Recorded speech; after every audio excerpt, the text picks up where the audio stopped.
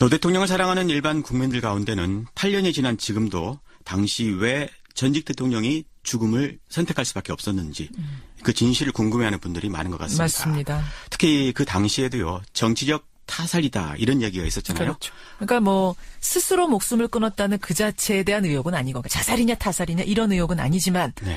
누군가 원인을 제공한 게 아니냐 네. 이 말씀이에요. 자, 그렇다면 그 당시 상황을 좀 하나하나 짚어가 볼까요? 먼저 대통령이 퇴임하던 그날로 되돌아가 보겠습니다. 2008년 2월 25일입니다. 여러분, 제가 말 놓고 한마디 할까요?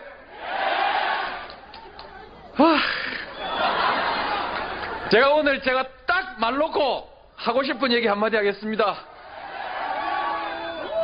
야, 기분 좋다! 와, 오랜만에 듣네요. 그러니까 이게 퇴임하던 날 고향에서의 음성이죠. 네, 봉하마을에 도착했을 때의 상황인데요. 노 대통령은 퇴임 이후 지방으로 가겠다는 결심을 일찌감치 했었다고 합니다. 지역 균형 발전을 위해서요. 또 그래서 낙향 후보지를 물색을 했는데 사전 매입 비용 때문에 결국은 고향을 선택했다고 합니다. 귀향을 하고 나서 농촌 리모델링 사업했잖아요. 뭐 친환경 농업, 동네 하천 살리기 그런 거. 네. 대통령에겐 잘 사는 농촌 만들기에 전범을 쓰겠다 이런 목표가 있었다고 합니다.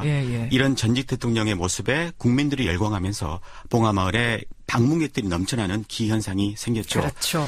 인기 없던 현직 대통령에서 사랑받는 전직 대통령으로 변모해가고 있었습니다. 저도 그때 이제 시사 프로를 진행하고 있었기 때문에 뭐 생생하게 기억이 나는데 현직 대통령보다 전직 대통령의 인기가 더 많았어요. 그렇습니다. 이명박 대통령은 취임 100일 만에요. 지지율이 25%까지 뚝 떨어졌습니다. 그 무렵에 이 미국산 쇠고기 수입 문제로 전국에 촛불 시위가 번지고 있었던 그 무렵입니다. 네, 그런데 이것이 비극의 씨앗이었습니다. 노 대통령과 참여정부에 대한 이명박 정권의 증오심, 적대감 이런 게 그때부터 시작이 됐다는 건데요. 노 대통령을 보좌했던 김경수 민주당 의원의 이야기입니다. 그러니까 청와대 안에는 정보 보고나 이런 걸 통해서 촛대 배후가 노무현 대통령 쪽이고 이걸 통해서 뭐 정치적으로 재기를 노리고 있다는 하여간 그런 정보까지 포함해서 그 안에서는 그게 사실인 것으로 믿고 있다. 그런 얘기를 듣고 오신 분들이 많더라고요. 아, 그 노무현 전 대통령이 전 대통령인데 정치적으로 재기를 할 거다 이런 얘기가 막 돌았다고요? 네, 그렇습니다. 참여정부 인사들에 대한 뒷조사가 그래서 이제 그 뒤부터 이루어졌는데요. 검찰을 동원해서 뒤를 캐기 시작했다는 겁니다. 참여정부 고위 인사의 이야기입니다. 나하고 좀 아까 있던 뭐 기억하는 분들 계좌 뭐 이런 거 뒤져보고 나뿐만 아니라 다들 그렇게 했어 뭐 10만 원까지도 다 뒤졌다니. 이제 중수부에서 오래 들었어 내가. 이게 이 사람 이 증언한 분뿐 아니라 다 그랬다? 그래서 제가 다른 분들에게도 확인을 해봤거든요. 역시나 마찬가지였습니다. 저부터 시작해서 저하고 관계됐던 모든 사람들의 계좌가 다 까지고 정치적으로 저기를 무력화시킨다라고 하는 그 일련의 과정들을 조직적이고 의도적으로 해왔던 거죠. 소위 이제 그들이 얘기하는 이제 진보좌파의 뿌리를 뽑아버리겠다라고 했던 것이죠. 조직적이고 의도적으로 털었다. 이게 지금 두 사람 다 음성 변조를 한 거죠? 네, 이분들이 한사코 정식 인터뷰는 고사를 했는데요. 다 지난 이야기고 또 문재인 대통령 시대에 이 문제를 들춰내면 또다시 정치적으로 논란을 빚을 수 있기 때문이다. 그래서 음성을 변조해서요. 느낌만 짧게 전해드렸습니다. 그러니까 이분들 얘기를 요약하자면 이명박 정권이 정치 보복을 벌였다. 그렇습니다. 그 얘기예요. 그래서 그 무렵에 노 대통령도요. 주변 사람들이 자기 때문에 피해를 볼 수 있으니까 봉하마을로 내려오지 말아달라 이렇게 당부하기도 했다고 합니다. 그러다가 이명박 정권이 노무현 대통령을 직접 겨눴는데요. 그게 바로 국가기록물 사건입니다. 그렇죠. 뭐 생생합니다. 사실 이번 주도 박근혜 청와대의 기록물 때문에 당시 사건들이 다시 언론에 회자가 됐어요. 그렇죠. 당시 사건은 그 대통령 기록관에 이관한 디지털 자료를 노 대통령이 열람할 수 있게 편의를 봐달라 이렇게 요구를 했었는데 자서전 쓰는데 도움 받겠다 이런 거였어요. 그런데 이명박 정부가 거절을 했습니다. 그렇죠. 그래서 하드웨어를 복사해 가져간 거거든요. 이거는 그 노 대통령의 기록물 애착에서 비롯된 측면도 있다고 합니다. 그러니까 대통령은요. 전직 대통령의 기록물이 후대에 활용되도록 법을 만들어서 대통령 기록관을 설립하기까지 했거든요. 근데 어떻게 문제를 그 당시에 삼았던 거죠? 대통령 기록물이 유출됐다 이런 식으로 몰아갔습니다. 하지만 그게 원본도 아니고요. 또 노 대통령에게 기록물 열람을 협조만 하면 될 일을 중대 위법 행위로 몰아간 겁니다. 그런데 중요한 거는 이명박 대통령도 이 복사본을 가져가는 것을 애초에는 양해를 했다고 합니다. 그래요. 그러니까 다 알고서도 마치 도둑맞았다 이런 식으로 이슈화를 한 거죠. 다시 김경수 의원의 이야기입니다. 예. 노무현 대통령이 이명박 대통령하고 전화 통화까지 했습니다. 이 내용으로. 그때 통화한 기록이 녹취록으로 다 남아 있어요. 그렇게 통화해놓고는 그 다음에 이제 언론을 통해서 또 그런 식으로 공격하고 기록물이라고 하는 걸 이지원이라고 하는 걸 자신들의 정치적으로 궁지에 몰려있는 상황을 탈출하기 위한 도구로 하려고 한 거죠. 그러니까 처음부터 아예 안 된다 했으면 안 가져갔을 텐데 된다 해서 가져갔는데 나중에 돼서 도둑 맞았다. 문제 삼은 거죠. 뒤통수를 치는 식이 되니까 이게 결국은 대통령 망신 주기 하려고 그런 거 아니냐 이렇게 보는 거예요? 그렇습니다. 결국에 백기를 든 거는 노 대통령이었죠. 이 문제 때문에 비서진들이 줄줄이 검찰에 소환이 됐지만요. 예. 나중에 한 명도 기소되지가 않았습니다. 그래요. 비극의 시작은 그 다음부터인데요. 대통령과 친분이 있는 기업들에 대한 세무조사가 시작이 된 겁니다. 예. 국세청이 사실 마음먹고 기업을 털면 안 털릴 기업은 없다. 이게 삼척동자도 알 일일 겁니다. 그렇죠. 대통령이 훗날 유서에 이렇게 썼는데요. 나로 말미암아서 여러 사람이 받은 고통이 너무 크다. 이렇게 썼던 게 바로 이런 걸 말하는 것이었을 겁니다. 보복성 세무조사에 나섰다. 이게 그러니까 언제쯤이죠? 2008년 7월, 그러니까 퇴임 5개월 만이었습니다. 노 대통령의 후원자로 알려진 박연차 태광실업 회장이 이 타겟이었는데요. 그렇죠. 그해 12월부터 박 회장과 노 대통령의 형 노건평 씨가 이제 구속이 되기 시작을 했습니다. 이어서 조카 사위인 연철호 씨, 또 권양숙 여사, 아들인 건호 씨까지 줄줄이 소환이 됐습니다. 예. 혐의는요. 박 회장에게 모두 640만 달러를 받았다는 것이었습니다. 바로 이 640만 달러가 이번 대선 토론회 때 홍준표 후보가 계속 얘기했던 그거잖아요. 그렇습니다. 문재인 대통령이 또 유일하게 여보세요라며 언성을 높였던 부분이기도 하죠. 그렇죠. 하지만 노 대통령 서거로 공소권 없음으로 사건이 종결이 됐습니다. 예. 아무튼 당시 검찰은요. 노 대통령 가족들 수사는 물론 친구인 정상문 청와대 총무비서관도 이 특수활동비로 비자금을 조성한 혐의로 구속을 시켰습니다. 예. 급기야 노 대통령까지 직접 소환하기에 이르렀죠. 그 소환할 때 뭐 온 나라가 난리였죠. 2009년 4월 30일이었죠. 예. 언론들이 헬기까지 띄워서 생중계를 했습니다. 하지만 당시 혐의는 딱 2개뿐이었는데 말이죠. 2개의 혐의 뭡니까? 박연차 회장이 권 여사에게 돈을 건넨 사실을 대통령이 알고 있었는지. 대통령도 알았느냐? 예, 또는 대통령이 돈을 요구했는지. 이게 하나였고요. 또 하나는 정상문 비서관이 비자금을 조성을 할 때 알고 있었는지. 그것도 알았느냐? 예, 이렇게 두 부분이었습니다. 그 우병우 당시의 중수 1과장. 네. 노 대통령한테 막말했다는 얘기도 여기에서 나오는 거죠? 그렇습니다. 당시 대통령 조사 현장에는요. 문재인 대통령과 전해철 의원이 입회를 했는데요. 예. 제가 전해철 의원에게 직접 확인해봤습니다. 그런 일이 있었냐.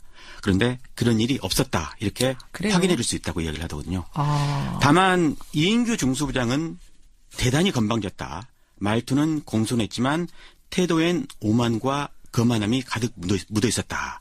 이거는 문 대통령이요 2011년에 발간한 운명이라는 책에 나온 부분입니다. 이거를 이인규 당시 중수부장한테도 확인해 보셨어요? 제가 전화를 걸어봤는데요. 한번 들어보시죠.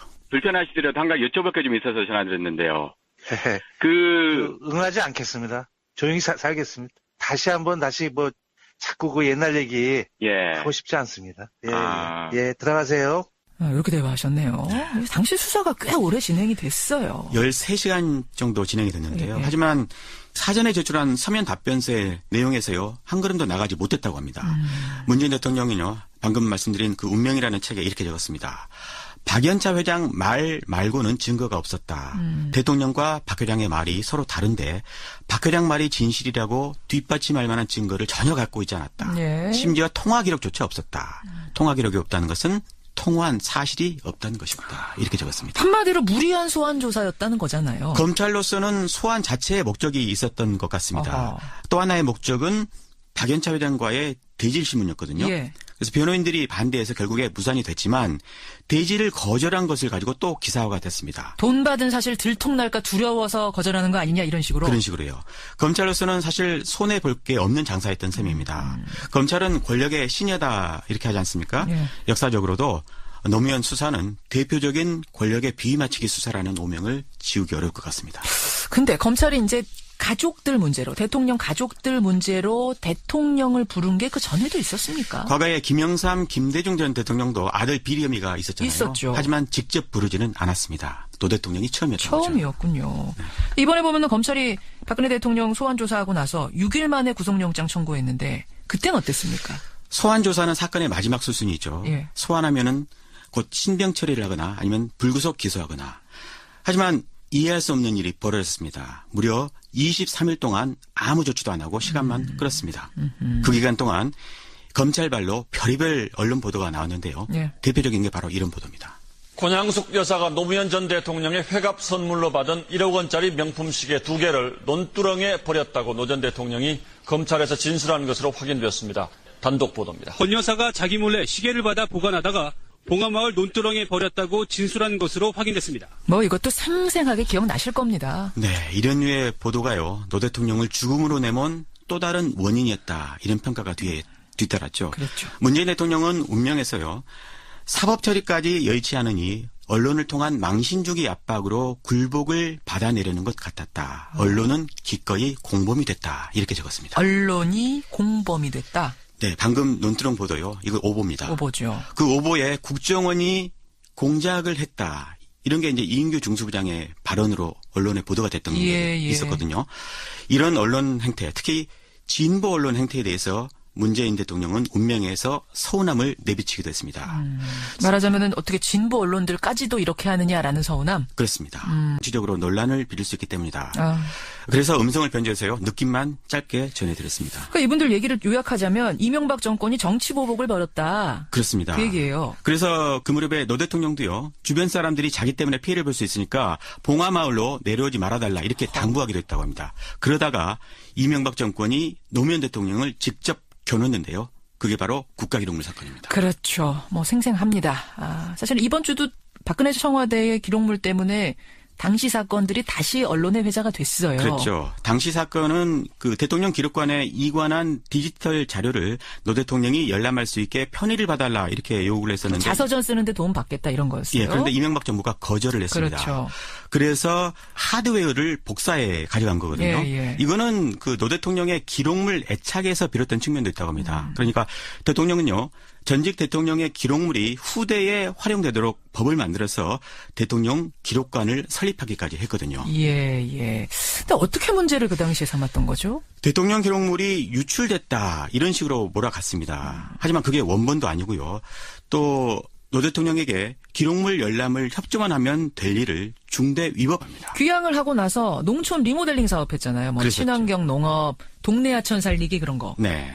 대통령에겐 잘 사는 농촌 만들기에 전범을 쓰겠다 이런 목표가 있었다고 합니다. 예. 이런 전직 대통령의 모습에 국민들이 열광하면서 봉하마을에 방문객들이 넘쳐나는 기현상이 생겼죠. 그렇죠. 인기 없던 현직 대통령에서 사랑받는 전직 대통령으로 변모해 가고 있었다. 저도 그때 이제 시사 프로를 진행하고 있었기 때문에 뭐 생생하게 기억이 나는데 현직 대통령보다 전직 대통령의 인기가 더 많았어요. 그렇습니다. 이명박 대통령은 취임 100일 만에요. 지지율이 25%까지 뚝 떨어졌습니다. 예. 그 무렵에 이 미국산 쇠고기 수입 문제로 전국에 촛불 시위가 번지고 있었던 그 무렵입니다. 네, 그런데 이것이 비극의 씨앗이었습니다.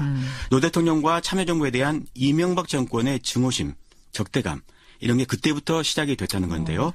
노 대통령을 보좌했던 김경수 민주당 의원의 이야기입니다. 그러니까 청와대 안에는 정보 보고나 이런 걸 통해서 촛대 배후가 노무현 대통령 쪽이고 이걸 통해서 뭐 정치적으로 재기를 노리고 있다는 하여간 그런 정보까지 포함해서 그 안에서는 그게 사실인 것으로 믿고 있다. 그런 얘기를 듣고 오신 분들이 많더라고요. 노 대통령을 사랑하는 일반 국민들 가운데는 8년이 지난 지금도 당시 왜 전직 대통령이 죽음을 선택할 수밖에 없었는지 그 진실을 궁금해하는 분들이 많은 것 같습니다. 맞습니다. 특히 그 당시에도요. 정치적 타살이다 이런 얘기가 있었잖아요. 그렇죠. 그러니까 뭐 스스로 목숨을 끊었다는 그 자체에 대한 의혹은 아니고 자살이냐 타살이냐 이런 의혹은 아니지만 네. 누군가 원인을 제공한 게 아니냐 네. 이 말씀이에요. 자, 그렇다면 그 당시 상황을 좀 하나하나 짚어가 볼까요? 먼저 대통령이 퇴임하던 그날로 되돌아가 보겠습니다. 2008년 2월 25일입니다. 여러분, 제가 말 놓고 한마디 할까요?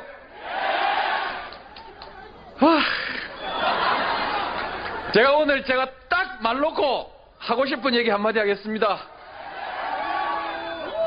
야, 기분 좋다! 와, 오랜만에 듣네요. 그러니까 이게 퇴임하던 날 고향에서의 음성이죠. 네, 봉하마을에 도착했을 때의 상황인데요. 노 대통령은 퇴임 이후 지방으로 가겠다는 결심을 일찌감치 했었다고 합니다. 지역 균형 발전을 위해서요. 또 그래서 낙향 후보지를 물색을 했는데 사전 매입 비용 때문에 결국은 고향을 선택했다고. 그 노무현 전 대통령이 전 대통령인데 정치적으로 재기를 할 거다 이런 얘기가 막 돌았다고요? 네, 그렇습니다. 참여정부 인사들에 대한 뒷조사가 그래서 이제 그 뒤부터 이루어졌는데요. 검찰을 동원해서 뒤를 캐기 시작했다는 겁니다. 참여정부 고위 인사의 이야기입니다. 나하고 좀 아까 했던 뭐 기억하는 분들 계좌 뭐 이런 거 뒤져보고 나뿐만 아니라 다들 그렇게 했어 뭐 10만 원까지도 다 지겠다니. 이제 중수부에서 오래 들었어 내가. 이게 이 사람 이 증언한 분뿐 아니라 다 그랬다? 그래서 제가 다른 분들에게도 확인을 해봤거든요. 역시나 마찬가지였습니다. 저부터 시작해서 저하고 관계됐던 모든 사람들의 계좌가 다 까지고 정치적으로 저기를 무력화시킨다라고 하는 그 일련의 과정들을 조직적이고 의도적으로 해왔던 거죠. 소위 이제 그들이 얘기하는 이제 진보좌파의 뿌리를 뽑아버리겠다라고 했던 것이죠. 조직적이고 의도적으로 털었다. 이게 지금 두 사람 다 음성 변조를 한 거죠? 네, 이분들이 한사코 정식 인터뷰는 고사를 했는데요. 다 지난 이야기고 또 문재인 대통령 시대에 이 문제를 들춰내면 또다시 정팽이로 몰아간 겁니다. 그런데 중요한 거는 이명박 대통령도 이 복사본을 가져가는 것을 애초에는 양해를 했다고 합니다. 그래요? 그러니까 다 알고서도 마치 도둑맞았다 이런 식으로 이슈화를 한 거죠. 다시 김경수 의원의 이야기입니다. 노무현 대통령이 이명박 대통령하고 전화 통화까지 했습니다. 이 내용으로. 그때 통화한 기록이 녹취록으로 다 남아 있어요. 그렇게 통화해놓고는 그 다음에 이제 언론을 통해서 또 그런 식으로 공격하고 기록물이라고 하는 걸 이지원이라고 하는 걸 자신들의 정치적으로 궁지에 몰려있는 상황을 탈출하기 위한 도구로 하려고 한 거죠. 그러니까 처음부터 아예 안 된다 했으면 안 가져갔을 텐데 된다 해서 가져갔는데 나중에 돼서 도둑 맞았다. 문제 삼은 거죠. 뒤통수를 치는 식이 되니까 이게 결국은 대통령 망신 주기 하려고 그런 거 아니냐 이렇게 보는 거예요? 그렇습니다. 결국에 백기를 든 거는 노 대통령이었죠. 이 문제 때문에 비서진들이 줄줄이 검찰에 소환이 됐지만요. 나중에 한 명도 기소되지가 않았습니다. 그래요. 비극의 시작은 그 다음부터인데요. 대통령과 친분이 있는 기업들에 대한 세무조사가 시작이 된 겁니다. 국세청이 사실 마음먹고 기업을 털면 안 털릴 기업은 없다. 이게 삼척동자도 알 일이